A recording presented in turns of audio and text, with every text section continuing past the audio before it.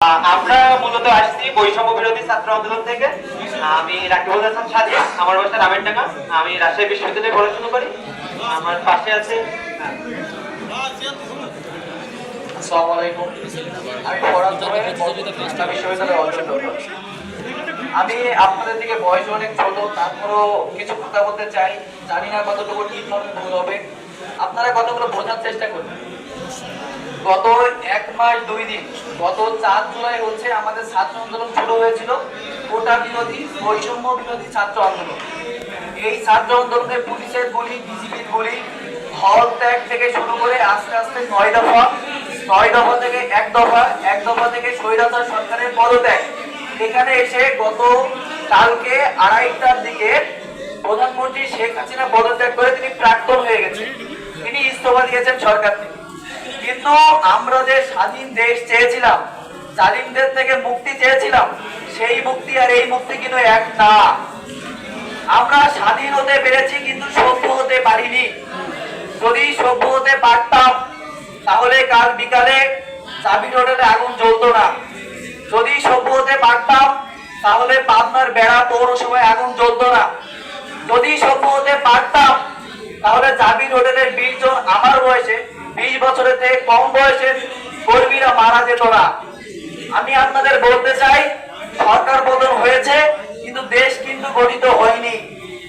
আমাদের আপনাদের সবার উচিত এখন দেশ গঠনের দিকে মন দেয়া। সবার ব্যক্তিগত আক্রোশ থাকতেই পারে। 14-15 বছর, 20 বছর একটা জালিম সরকারের বিরুদ্ধে আপনারা নিপীড়িত হয়েছেন, শোষিত হয়েছেন। কালকে সেটা ছাত্রদের বদৌলতে এবং সাধারণ মানুষের বদৌলতে তার থেকে আমরা মুক্তি পেয়েছি। কিন্তু সেই মুক্ত পরবর্তী সময়ে যে বিষয়গুলো হচ্ছে সেগুলো অবশ্যই লজ্জাজনক, ন্যাক্কারজনক।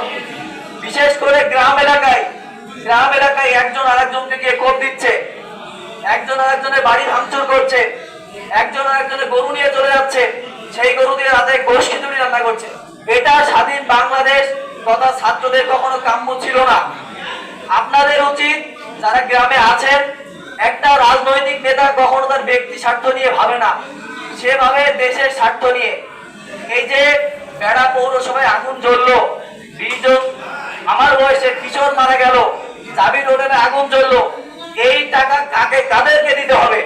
তার কিন্তু যাচ্ছে না, চাকলাদারের টাকা যাবে না। হোটেলের ইন্স্যুরেন্স করা আছে, পরবর্তীতে যেই সরকার গঠন হবে, বিএনপি, জামাত, মিলিটারি যেই সরকারি গঠন হোক, তার ফান্ড থেকে টাকা যাবে। সে চাকলাদার পৃথিবীর যেই প্রান্তেই থাকুক না কেন, সেই টাকা তার বুঝিয়ে দিতে হবে। সেজন্য আমি বলবো, আমরা সবাই বাঙালি, বাঙালির বাইরে কেউ এখানে আছে? আওয়ামী লীগ, বিএনপি, জামাত এটা বলে যান, এখন সরকার নেই, এখন আপনিও ভাই, আমিও ভাই, আমরা বাঙালি। দেশের চিন্তা করতে হবে। একটা মানুষের গায়ে আঘাত করার আগে একবার ভাবতে হবে। আপনাদেরও সন্তান আছে। আওয়ামী লীগও ভেবেছিল আমি ক্ষমতা পেয়েছি, ক্ষমতা কখনো ছাড়বো না, কিন্তু ইতিহাস বলে উত্থান থাকলে পতন আছে। এটা আপনাদেরও ভাবতে হবে। আপনারা যদি একবার ক্ষমতায় যান, 10 বছর, 20 বছর, 30 বছর পর জনগণের স্বার্থ হোক বা চাপে পড়ে হোক ক্ষমতা ছাড়তে হবে। কিন্তু আপনাদের সন্তানরা তখন কোথায় যাবে? আজকে যেমন এদেরকে ঘুমানো হচ্ছে, পরবর্তীতে আপনাদের সন্তানরা কোপ খাবে। সেজন্য আমি বলবো, দেশ গঠনের দিকে মনোযোগ দিন। বিশেষ করে গ্রাম এলাকায় যারা আছেন, একজন আরেকজনকে নিয়ে যাচ্ছে, মারছে, বিশেষ করে সরকারি সম্পত্তি ব্যাপক পরিমাণে ধ্বংস হচ্ছে। কিন্তু এখানে যারা আসলেই রাজনীতিবিদ আছে, যারা আসলেই নেতা আছে, তারা ইন্টারন্যাশনাল পলিটিক্স বুঝেন। আপনারা সোশ্যাল মিডিয়া, ইন্টারন্যাশনাল মিডিয়ায় কি চলছে আপনারা জানেন। গতকালকে কিছু কিছু কুলাঙ্গার আমাদের হিন্দু ভাইদেরকে মেরেছে, কিছু কিছু কুলাঙ্গার মন্দির ভাঙচুর করেছে, আবার কিছু কিছু কুলাঙ্গার আগের ভাঙচুরের ছবিগুলো দিয়ে জামাত, বিএনপির উপরে দোষ দিয়েছে, যাতে বহির্বিশ্ব থেকে একটা সাম্প্রদায়িক দাঙ্গার ইঙ্গিত নিয়ে আসতে পারে। এখন তো হাসিনা বলতেও পারে, আমি যখন ছিলাম নৈরাজ্য এত বেশি ছিল না, আজকে 3 ঘন্টার ব্যবধানে এত কেন বেশি নৈরাজ্য?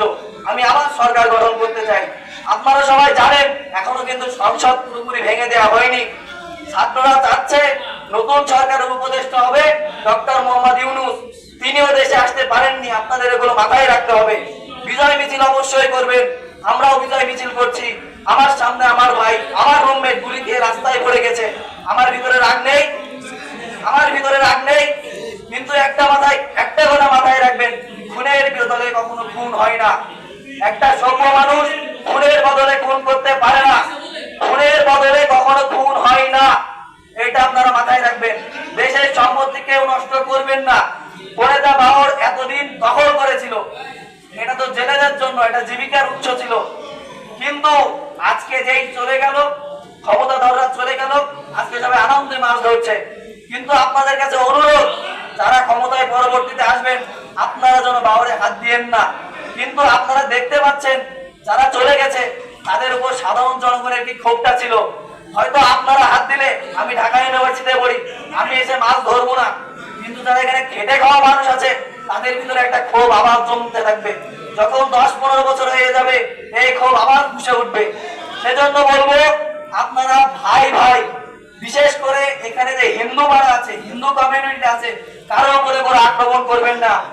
ইন্টারন্যাশনাল মিডিয়া সাম্প্রদায়িক যে চেতনা, এটাকে কিন্তু অনুভূতি সৃষ্টি করে আমাদের বিরুদ্ধে যাচ্ছে।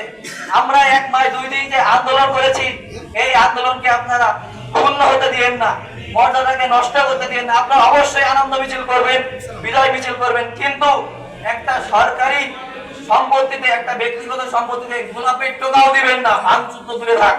এই বলে আমার বক্তব্য শেষ করছি। ধন্যবাদ সকলকে।